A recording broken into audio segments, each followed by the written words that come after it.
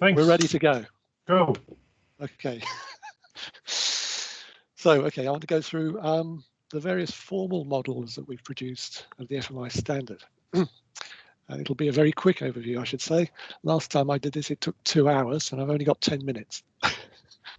So it'll be brief. So the first question has got to be, why do we want to create formal models? And what this comes down to is, if FMI is going to work, then we need lots of independent groups to be able to produce FMUs and tools to integrate FMUs and have them all work together seamlessly without strange problems cropping up when you mix them. And to do that, everyone has to follow the same standard. And for that to work, the standard really needs to be clear and unambiguous. But because of the way the FMI standard is written, that's to say, mostly natural language and tables and diagrams, it's semi-formal at best.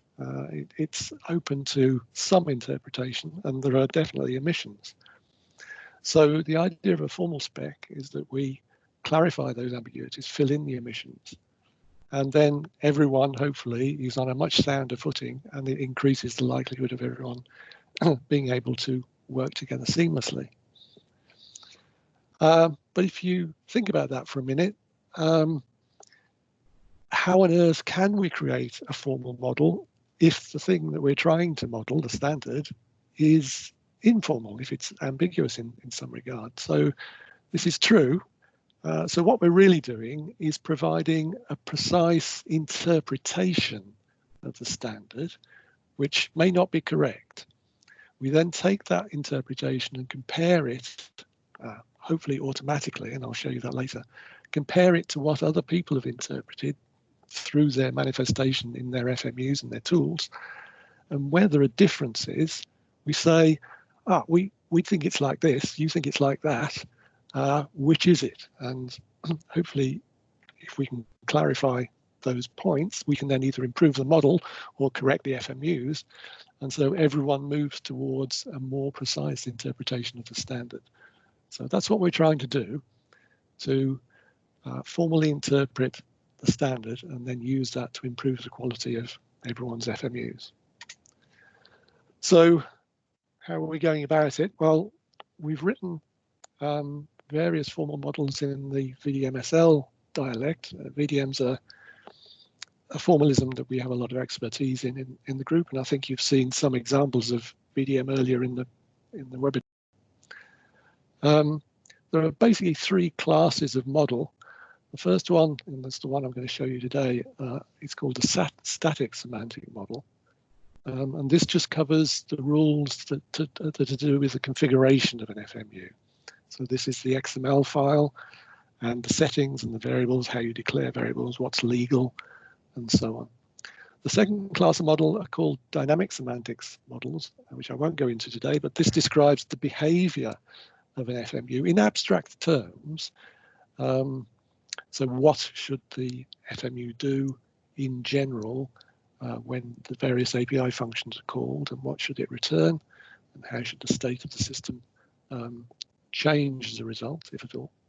And the third class, which is outside the scope of the FMI standard, but it's important, is to model the behavior of collections of FMUs. So this is to help tools that do the master algorithm to coordinate simulations. And this is to do with connection of inputs to outputs, the definition of algebraic loops, the initialization process, and how you decide what the initial state of the whole system is. We're working on both FMI2 and FMI3. FMI2 is much more mature, and we're up to version 2.01 on that, and that's fairly stable now. FMI3, by comparison, is changing by the day. And I'm desperately trying to keep the model up to date and the schema up to date and so on. So that's a work in progress. But we're tracking both versions of the standard. So talking just about the static semantic model, this is really from a formal point of view, just one large Boolean function, one predicate that says, is this configuration valid? Internally, it's structured as a set of functions called isValid, and then the name of each XML type. So the top level function is valid FMI model description, because that's the top level XSD type for the configuration. Each function implements the rules regarding its immediate children and the interactions between them, and then it calls down to inner functions for each subtype. So FMI model description will call down to isValid scalar variable, because that's a very important component of the model. There are other components. And then scalar variable will go into isValid real and integer and Boolean and so on. So that's all pretty straightforward. Yeah, although the devil is in the detail. But as it stands, if you just did that, if you called isValid model description, FMI model description, it would just give you true or false, which, whilst interesting, isn't very useful. True is useful, I suppose, but false, you really want to know what's wrong. So as well as just being a Boolean function, the VDM logic is annotated. So at the bottom there, we have an example. The logic on the last line is just saying, if you have a maximum and a minimum defined, then the maximum has to be greater than the minimum. And that looks like part of isValid real or something, or one of the integer types. The annotation above it means if this subclause fails, so this can be a sub-clause, an arbitrary part of the evaluation, then print out this error message or do something with it. At the moment, it just prints them out. The 223 is the section number of the standard, which tells you that the min and the max have to be related as they are. And the message should hopefully give you a clue. The example there doesn't give a line number, but in the real thing, it would give a line number in the XML where the fault had occurred, or the variable name, so that you could find out what was wrong. So all of the annotations get executed across the function, and you get a list of error messages as well as the value false to say that your configuration isn't perfect. So that's good, but as it stands, the only way you could use that is to get a formal VDM IDE like Overture, and you would have to understand how to extract your configuration from an FMU and how to turn it into VDM so that the VDM model can understand it. And there's lots and lots of little details before you could get anywhere near calling the isValid model description. So to make it useful, these, I think there are 6 steps there, have all been wrapped up into a script so that people can just easily use the model, the formal model, to check their FMUs. And as, well, I really said what you do there. You extract the XML.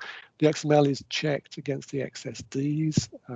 Then if that passes, the XML is generated. Oh, sorry, VDM is generated from the XML so that the model can understand it. It puts the whole lot together with the definition of the formal model and executes the valid function, and then the on-fail annotations print out anything that they find that's wrong. And that's all wrapped up into a shell script. There's also a pure Java version for people on Windows. And the result is similar to a tool that is provided by the FMI consortium called FMU Check. But we think that the VDM model is much more precise about the checks, and I'll show you why I think that later on. Okay, so that's its usage, but I'd like to try and give a demo. So I think you can just, can you now see the black screen? Yes. Okay, thank you. So in this directory, I've got 1, 2, 3, 4 FMUs, or 3 FMUs and 1 pure XML file. So if I VDM check 2, there's VDM check 3 for version 3. and just put in the bounce. That's the minimum invocation. Okay, so it's found some problems, or a problem at line 63. It's reported it in 2 different ways. And the last two messages are really saying v min is wrong, and then the scalar variables are wrong. So it's sort of, as you come out of the nesting of the functions, you get these sort of summary messages. The others are pretty similar. Although they're different error messages. This one's to do with aliases. The rules around aliasing of variables in the FMI standard are tricky to get your mind around, and it's not unusual to find tools that have broken the rules. There are various strange rules in section 227 that you need to follow. I think the integrated signal is clean. Yes, so that's no errors found. That one's perfectly okay. And the model description, I beg your pardon,